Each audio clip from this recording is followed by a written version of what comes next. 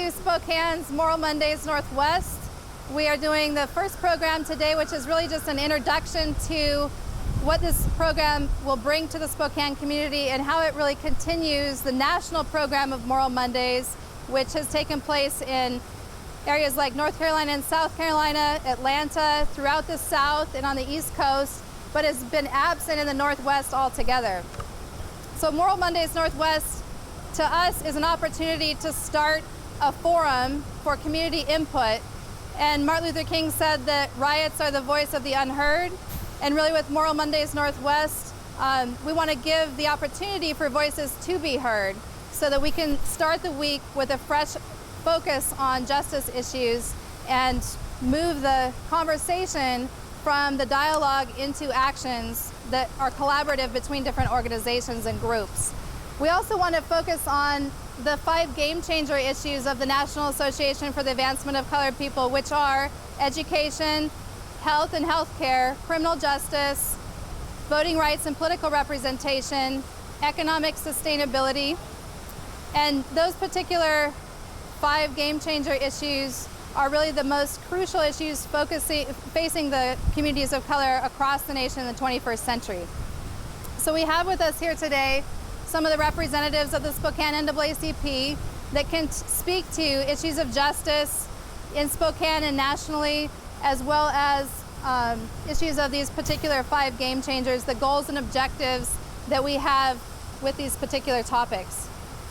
So just today, this is a meaningful day, not just because we're starting Moral Mondays Northwest, but also because it's the first day of the IRPA campaign with the NAACP, which is the End Racial Profiling Act. And then at the national level, this kicked off today, called Born Suspect, and it solicits people to go to the national website and give their stories of racial profiling, to participate in that way, and also to sign on to the IRPA Act to encourage Congress to actually end racial profiling in some strategic ways, including bringing civilian oversight of law enforcement to communities. We just saw today, actually in the Spokesman Review, a story that showed how there's been progress here in Spokane with civilian oversight of law enforcement. Starting this week, half of the Spokane Police Department officers will be randomly selected to wear body cameras, and they're going to be evaluating and monitoring the interactions of those officers with civilians to see if the accountability of body cameras really brings a lesser use of force when interacting with civilians versus the officers that are not wearing the cameras.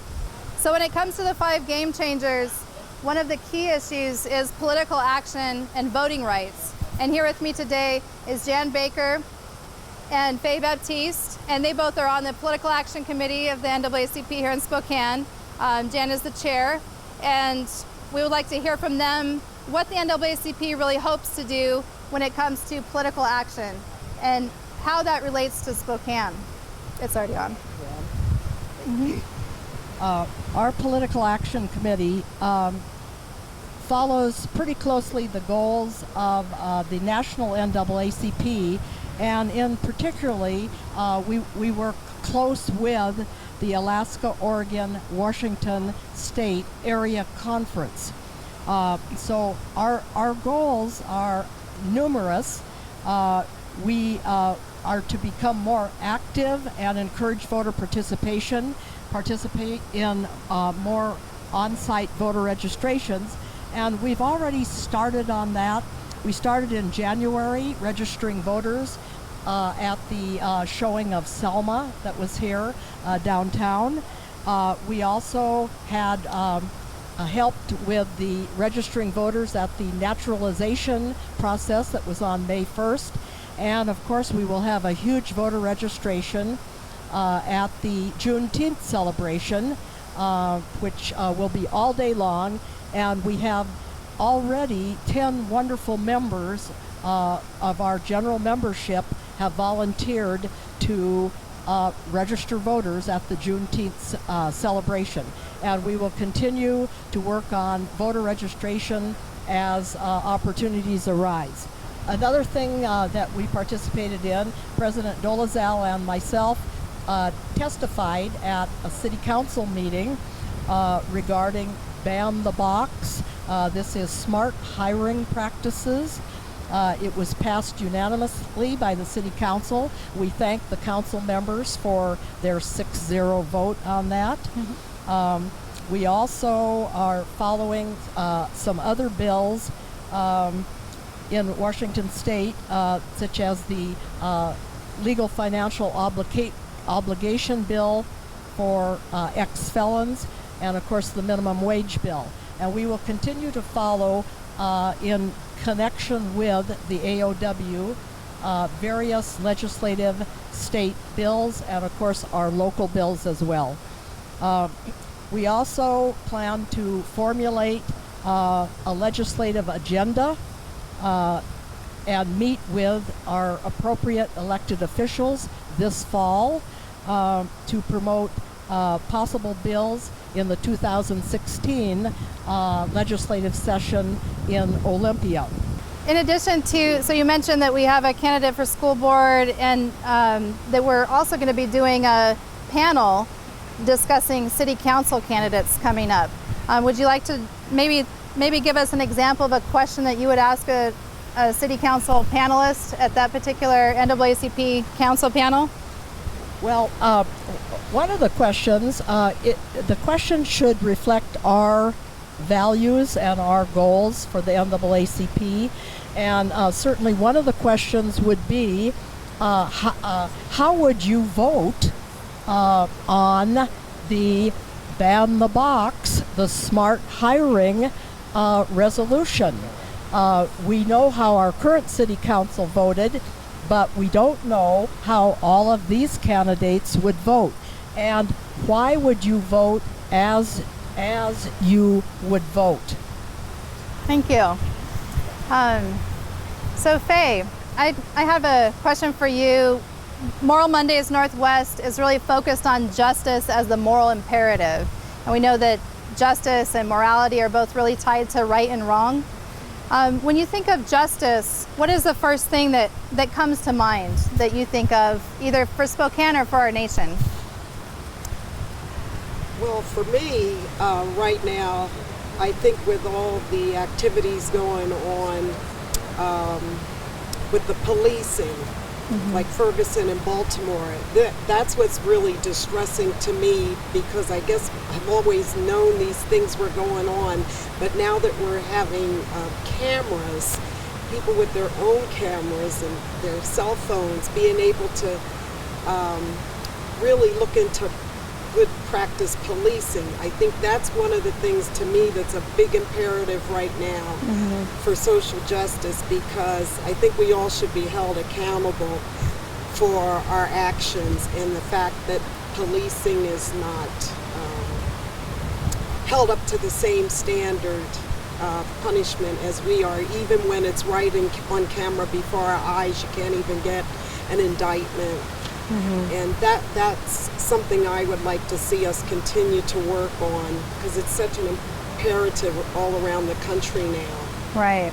So hearing that we had 220 body cameras for Spokane Police Department months ago, but only about 17 to 19 of those were actually worn in the pilot program, but now half of the officers will be selected to wear cameras starting this week. Does that give you some hope for maybe a greater degree of accountability here in Spokane? Yes, I think it helps, but I think as long as the police don't have the option to turn their cameras off, I don't know how that can be handled, but I think we're making a step in the right direction. Certainly. And so we're forming a body camera stakeholders group to help work the policy for those cameras with the police department, because certainly just the cameras being present doesn't necessarily mean they're on and working and the footage is saved, etc. So because I still appreciate just local citizens taking up that banner of using their cell phones when they see something happening, because it's so easy.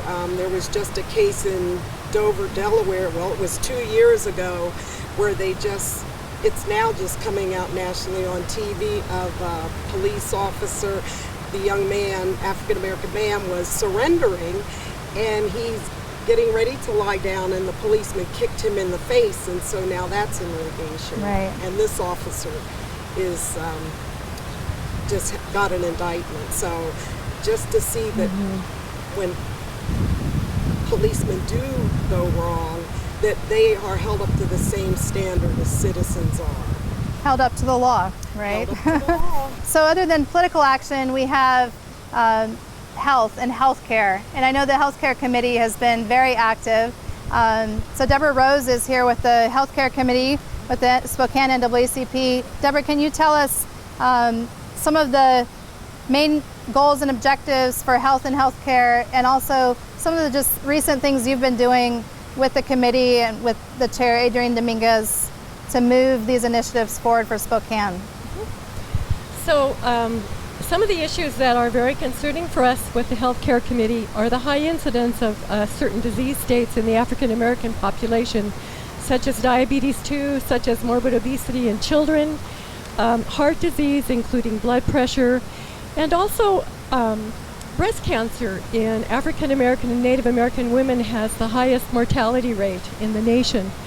We've also discovered that HIV is still alive, and despite modern technology, African American men and women have a far greater incidence of contracting HIV and later AIDS. So some of the things we're working on is I recently attended a conference in Seattle that was sponsored by the religious organizations of African American churches in Washington and Oregon. And we developed a plan there to come to our own communities and address problem solving in the communities. In the Spokane area itself, I believe African American men are 7 to 8 times higher than white men for contracting HIV. We also had members of the African American clergy there in Seattle, and so together we attended the conference. We began to have conversations about getting the African American churches more involved with addressing the issues, education and testing. So that will be rolling out. In the African American community, the attendance at church forms such a vital part of their community that we're hoping that this will be successful. We had an excellent model of that from Wilmington, Delaware. It's not a quick fix. It takes several years to get into place, but we've developed some good contacts in the healthcare and the business sectors of Spokane. Plus we want to create good relationships and communication among all of the different African American church communities. We also realized that we can apply for a $100,000 grant for breast cancer through the Susan G. Komen Foundation. So we will be writing a grant and we'll be applying for that. Thank you, Deborah. And you're also the mother of a young black male, and do some of the justice issues that are going on nationally come up on your radar as far as concern as a mother? I know we just had yesterday the Million Moms March in DC, and mothers that have been affected by police brutality toward their children spoke at that. Is that something that is kind of on the forefront of your mind as your son moves into that critical risk age of between 15 and 19? So he is 17 years old. He's an A student. He's got a 4.0 at a local high school. He's on the debate team. He's on the orchestra. He was just appointed as a student representative for the Spokane School Board. And he, 2 policemen came to the door and accused him of breaking into his own home. And he was very frightened by that. They didn't offer any apologies.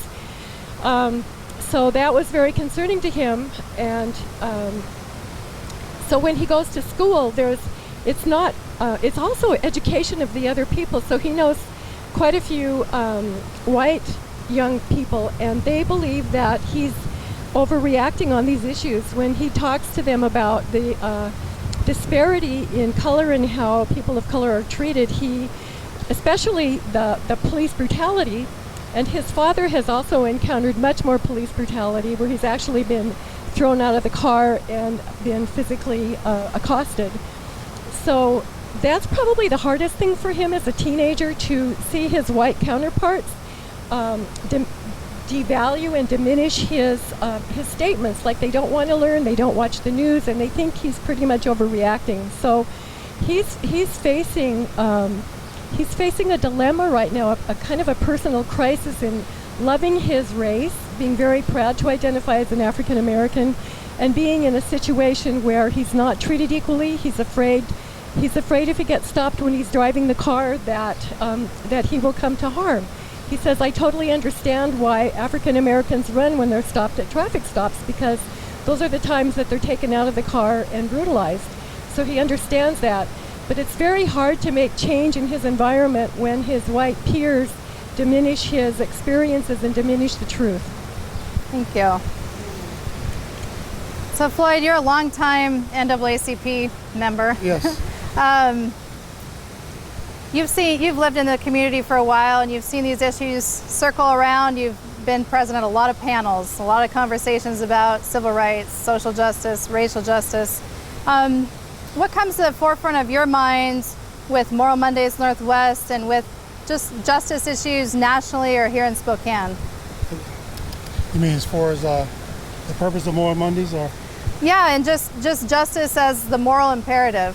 Well, I like to see as far as a race, I like to see everybody treated equally here. I mean, regardless of color, creed, or nationality, I think we all have the right to be treated equally.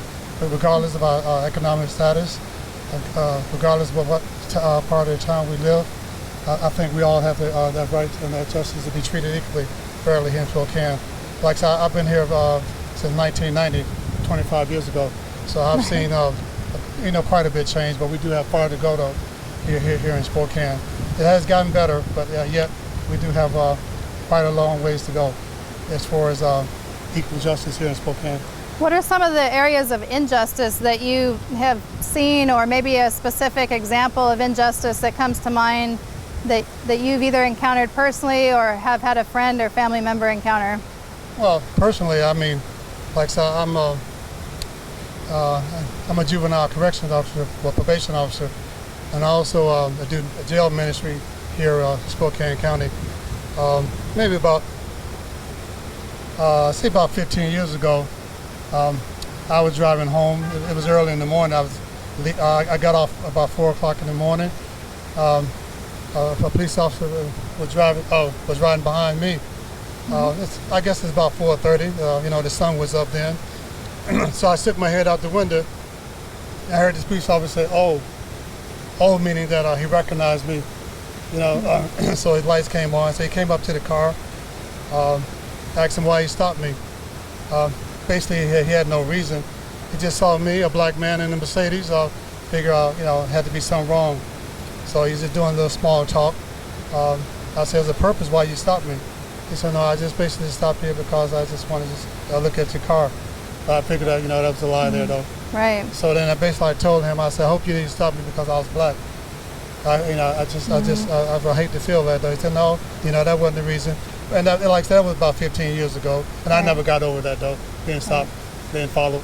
Well, we just had the race and policing report that was done by an Eastern Washington University professor, Dr. Burns, that came out and showed that in 2014, the last 6 months or so, there was a higher incident of contact made with African Americans and Native American population. Do you see that as a connection point for that 15 years ago moment, as far as there being that higher rate of stops and arrests? Yeah, that's the initial part. It starts there at the initial contact. But then when they are arrested and the investigation comes to light, normally they are let go then. But the initial stop is what they see as far as the skin color, and that has to be improved initially. Right. That's what I'm getting at. Initial stop. Yeah. Thank you. You're welcome. So Dorothy, you're our Spokane NAACP treasurer. Right. And I know that you actually, this is Dorothy Webster, you actually have followed not just local issues, but national issues. You've lived other places in other states and in other cities. When you think of justice as the moral imperative, what do you think of? For me, justice is having the punishment fit the crime.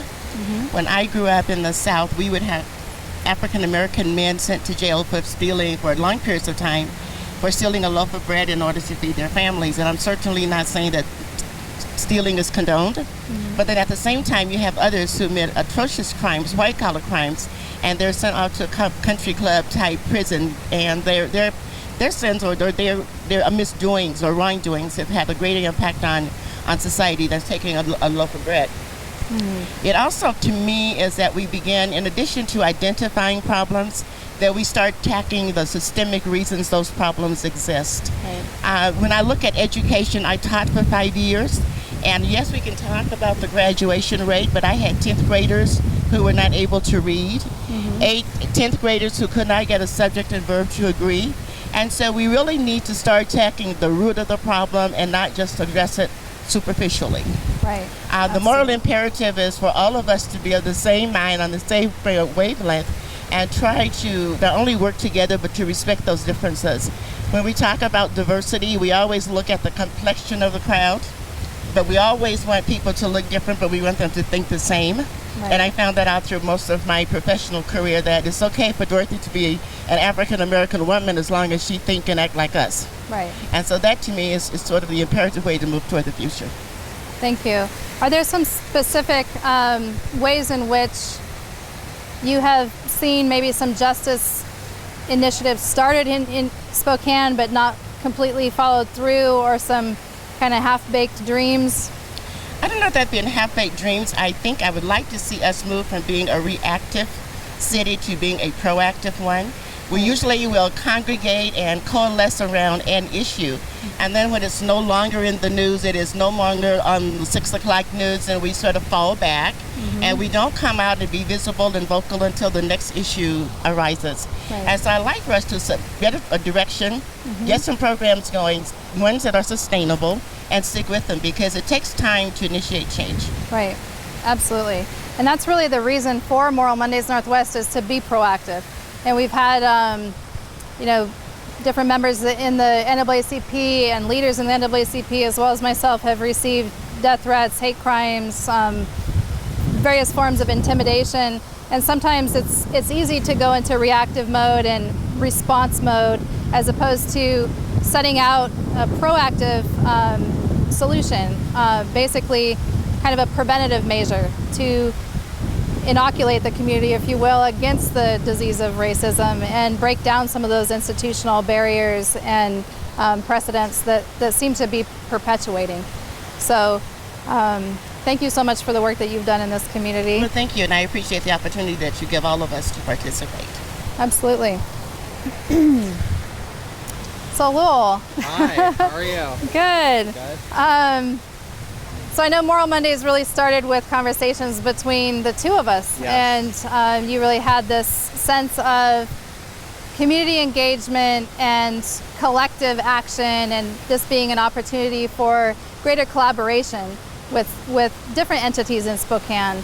Can you tell us maybe how your initial ideas have fluctuated and changed a little bit as we've moved toward implementing this forum, and where you're at now with your expectations or your hopes for Moral Mondays?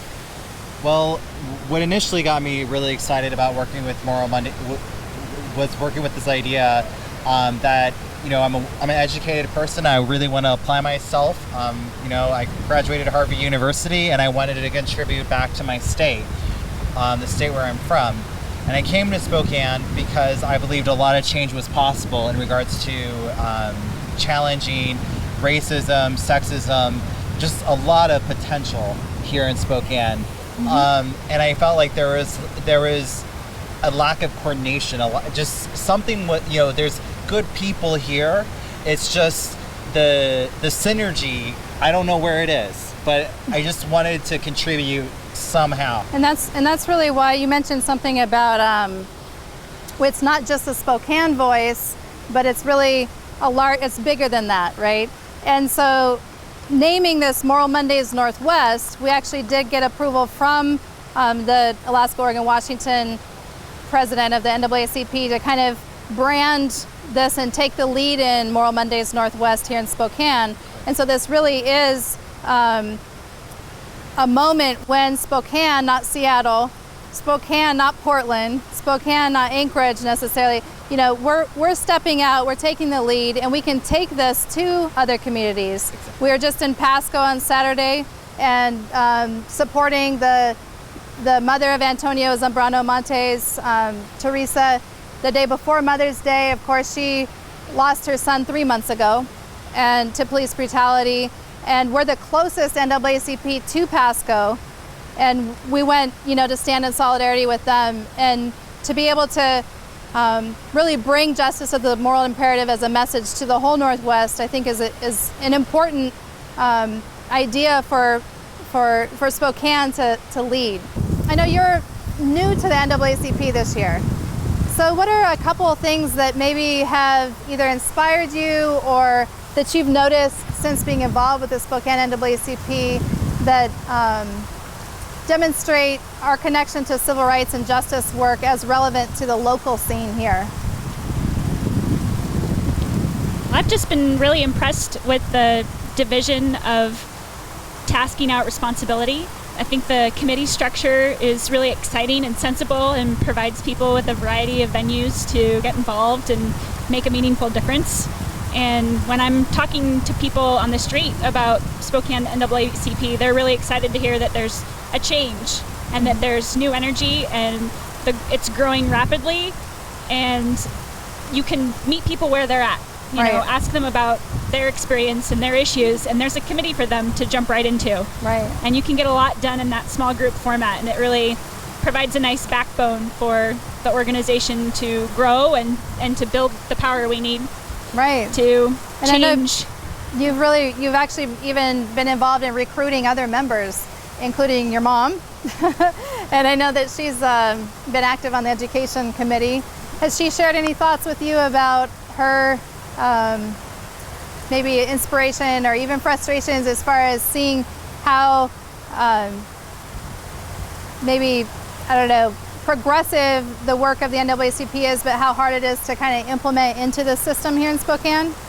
Yeah, she's been very impressed with the strategic engagement style of the committee leaders to confront those in power about issues in the community and to build a relationship instead of come in arms swinging, to really provide an opportunity for listening and then to know what the next steps are. So she's been honored to be a part of that group moving forward with the school district.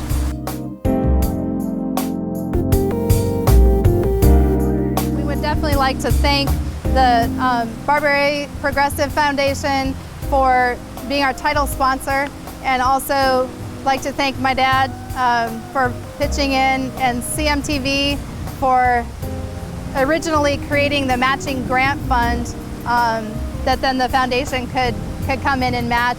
Also would like to thank Jan Baker for contributing.